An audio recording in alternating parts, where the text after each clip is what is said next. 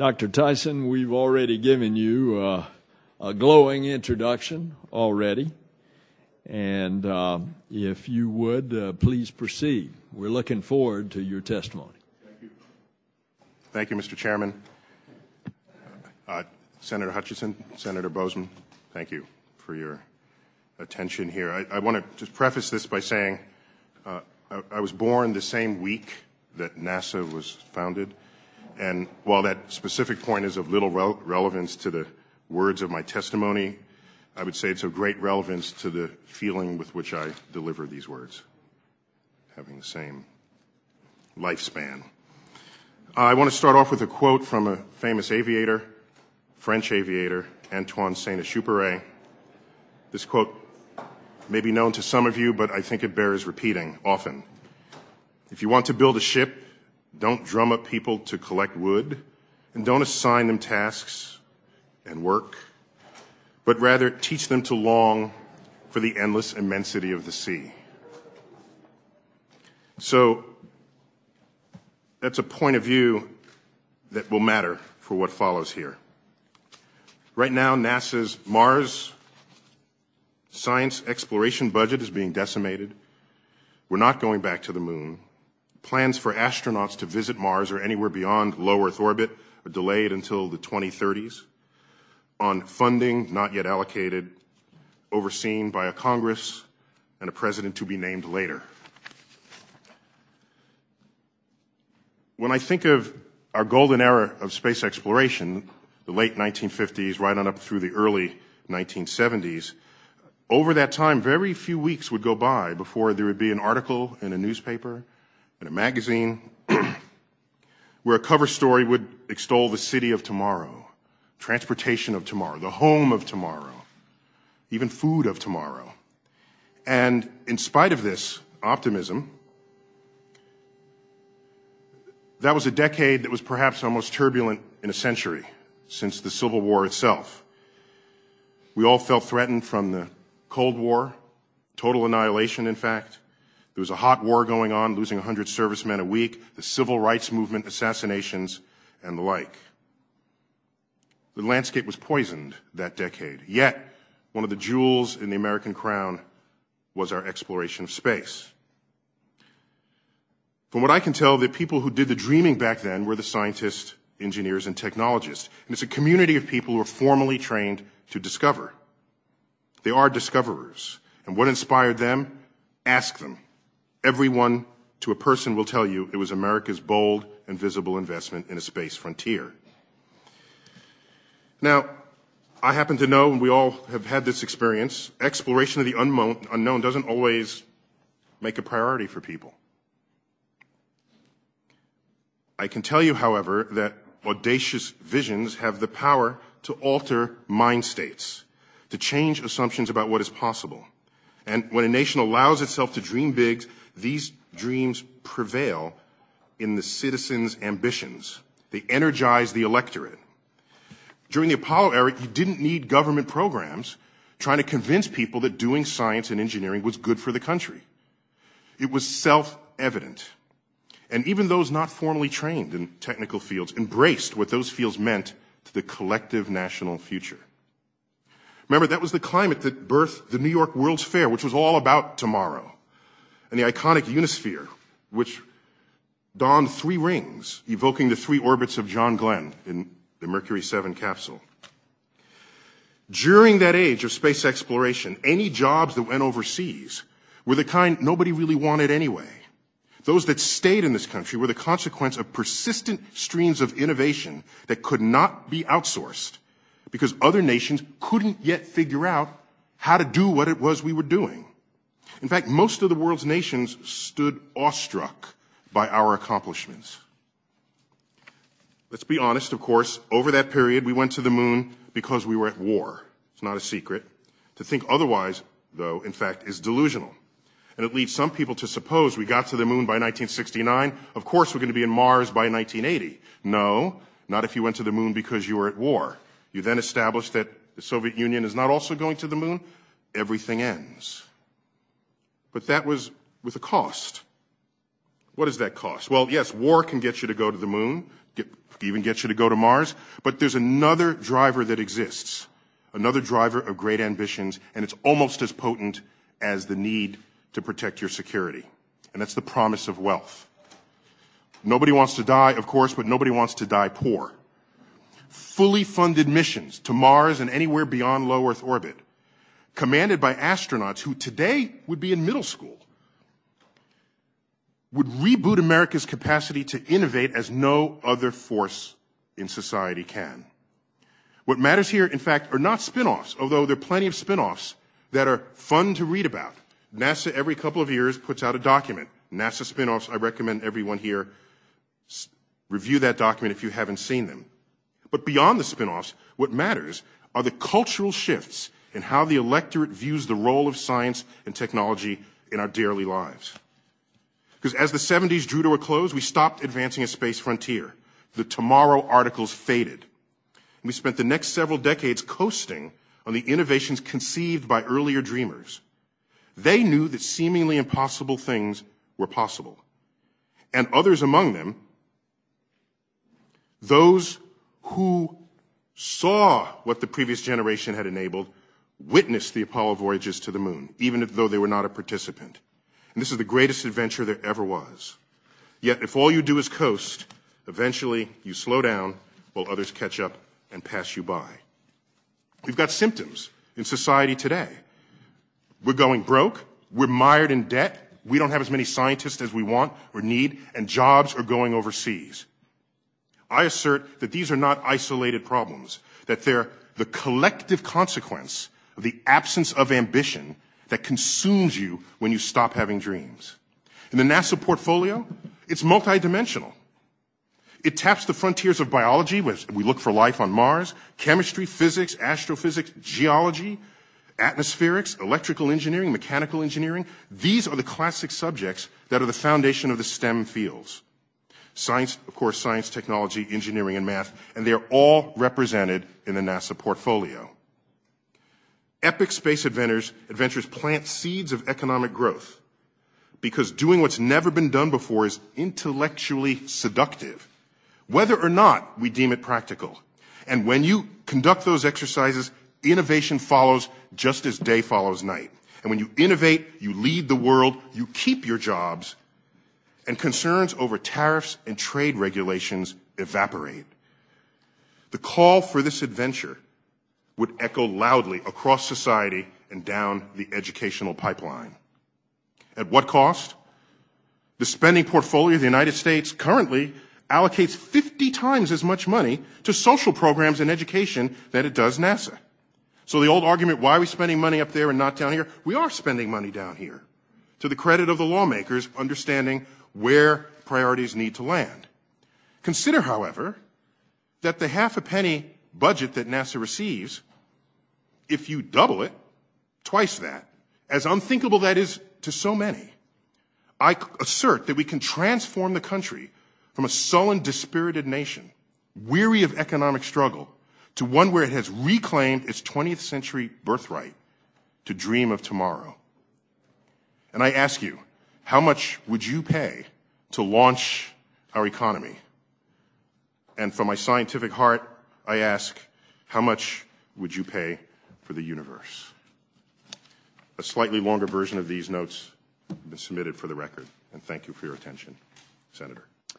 Well, of course, you are not only preaching to the choir, you're preaching to the preachers.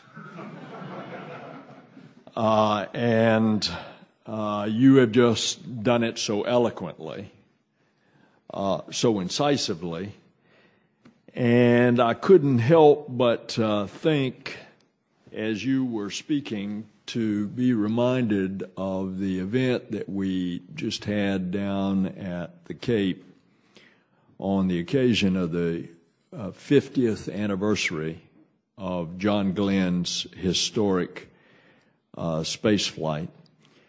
And as Scott Carpenter, who is the only other living of the original 7 astronauts, made his speech, and you remember that Scott Carpenter was the fella in the antiquated blockhouse that, as John was just about to lift off, said, "Godspeed, John Glenn." And then Scott ended up being the second one to ride the Atlas rocket, this time for a lot more than just 3 orbits, which John Glenn had done.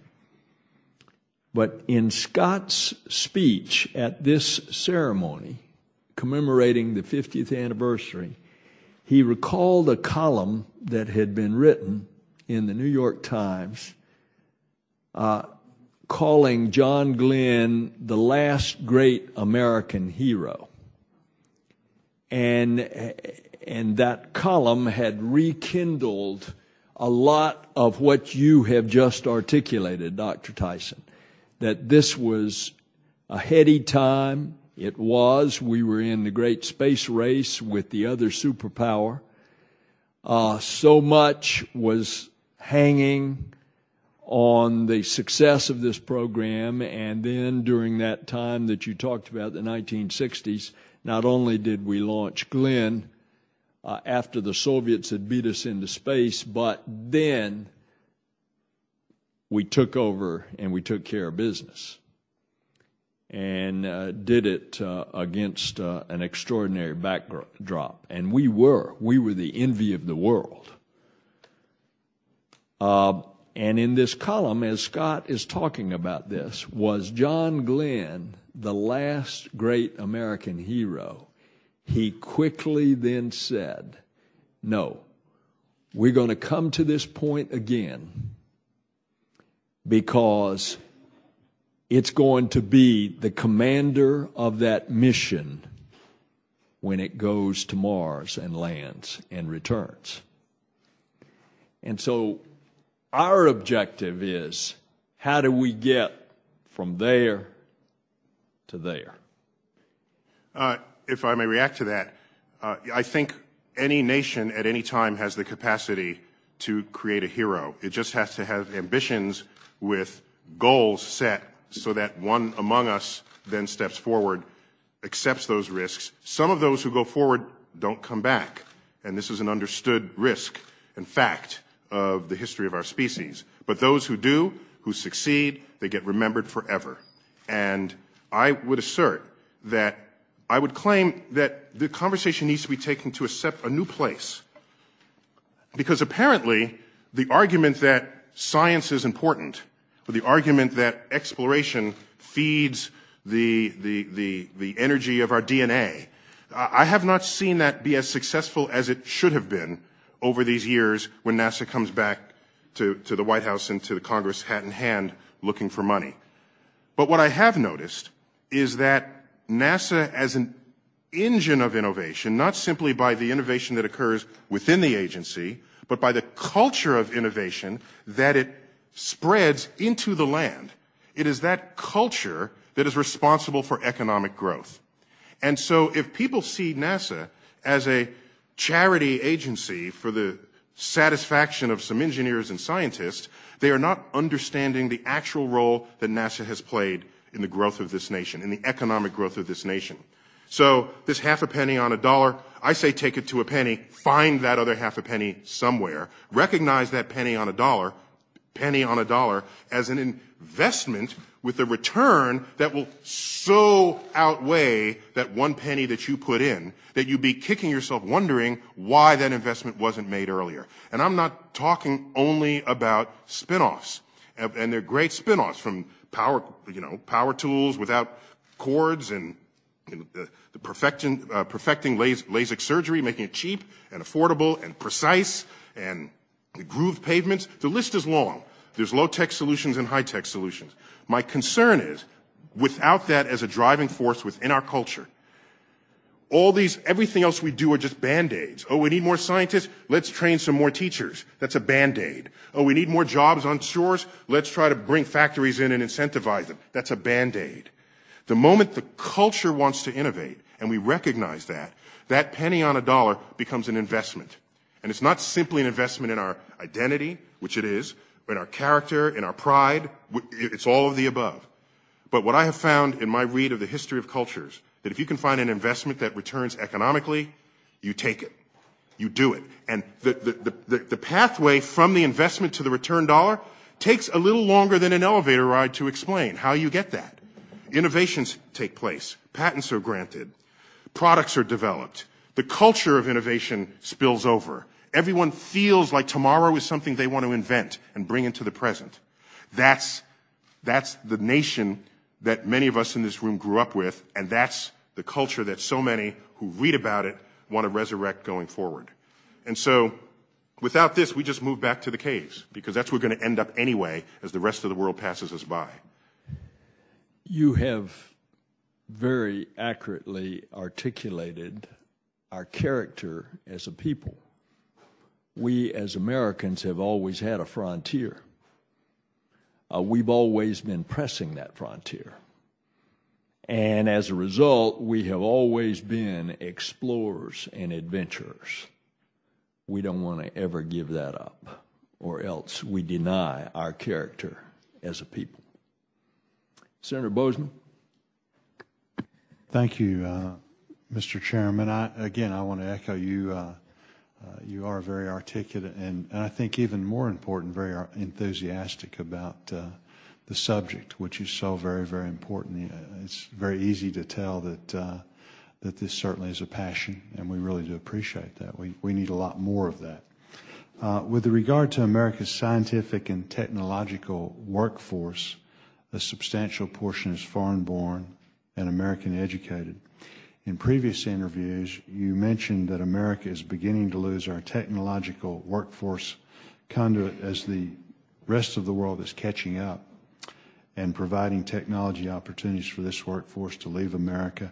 How can we in Congress encourage or create more or better opportunities to retain our edge? And I guess, what are your recommendations for the committee? How can we specifically help you in that regard? Other than doubling NASA's budget. Sorry, other than doubling NASA's budget. I think a bit about the foreign-born nationals getting graduate degrees in the sciences and engineering here, that's been going on basically since the 1980s. There might have been a trickle of it in the 70s, but it happened in large measure in the 80s and 90s. It's still going on. In the early days, we were simply the best opportunities. We had the best science, the best engineering, and their home countries did not. And so it was expected that when they came here, they would stay, and nearly all of them did. I don't have a problem with that. So much of our national character and identity was enriched because of how open our shores were to the creativity of immigrants that come through, for the past century and a half. So that became a boon to our nation intellectually because we were getting the smartest people in the world. But what happens back in their home countries? They begin to develop. The countries recognize what we had recognized for so long, that investments in their infrastructure and in their own science and technology creates opportunity. My great fear was that we would now educate them and then they would go back to their home countries and we would lose the contributions they would have made had they stayed. That's, in fact, already happening. The third stage in this is they become the professors and the educating class in their home countries, and then they never have to come here at all. By the way, that was the state back before the Manhattan Project. Most of the principal scientists of the Manhattan Project that were here in this country were foreign nationals, all educated in European countries. We did not quite have the physics infrastructure to sustain that kind of intellectual capital to actually engage the Manhattan Project. So we not only tapped foreign nationals, they were all foreign educated.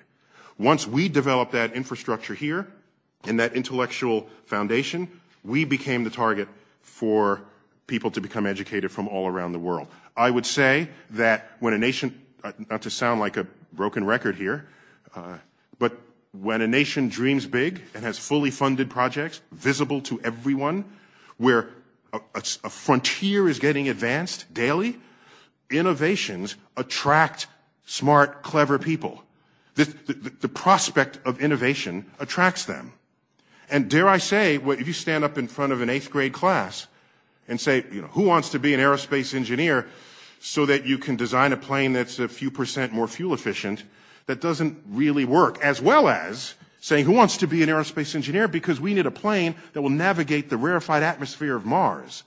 You're going to attract the very best of those students. And the solutions to that problem, in every case I've ever seen, have improved life back here on Earth. And so, if you don't have the projects on the other side of the educational pipeline, why should anyone even do it? Why shouldn't anyone even stay? You can't just say, become a scientist because we need more scientists. You compel people to long for the open seas. And when you do that, and the open sea is in reach, because the government has declared that that's the next frontier, everything falls into place. Everything. We've seen it happen already. It can happen again. This time without the tandem military budget that was required in the 1960s to conduct a Cold War and a hot war. Imagine what that return will be going forward. Well, thank you, Mr. Chairman. And again, thank you very much for your testimony. We are singing from the same hymn book. In your talk about a lot of the value that NASA provides by inspiring and motivating children, which you have made that case very, very strongly, in these tight fiscal times, how do you make that value better understood by the average American person? That's the multi-billion-dollar question. It's an important question. I mean, I'm trying. First of all, I can tell you, based on my life experience, and I'm sure if you reflect on it, on your life experience as well, you never actually have to train kids to think scientifically. They're always experimenting. Always. They're turning over rocks. They're poking at objects that the adults don't want them to poke at. And we spend a lot of our effort as adults squashing that creativity and that exploratory drive that every child has within them. So when I'm asked, what do we do to excite children, my first answer is first get out of their way, because that will be a natural part of their curiosity as a child. And the real problem with the science illiteracy and the embracing of what science and technology will bring is not, I don't believe, in that next generation. It is in the current generation of adults who far outnumber children, who vote, who run the country. I'm not going to turn around and say the country has problems because we're not training our children. I'm going to say the country has problems because not enough adults understand what these arguments are. And I'd like to believe that no one wants to go to the poorhouse. So the economic argument needs to be lifted above all others. It needs to be lifted above the DNA argument, the urge to explore argument, that it's in our, even with due respect, Senator, the legacy of Americans as explorers. I just have not seen that work on the soup line when someone can't feed their home and they're working with a foreclosed, can't feed their family and they've got a foreclosed home. But the prospect that tomorrow they'll be wealthier than today, that works. It works every time, and it transcends partisan politics. Because at the end of the day, we are a capitalist democracy. We've all kind of bought into the idea that tomorrow we should be wealthier than we are today.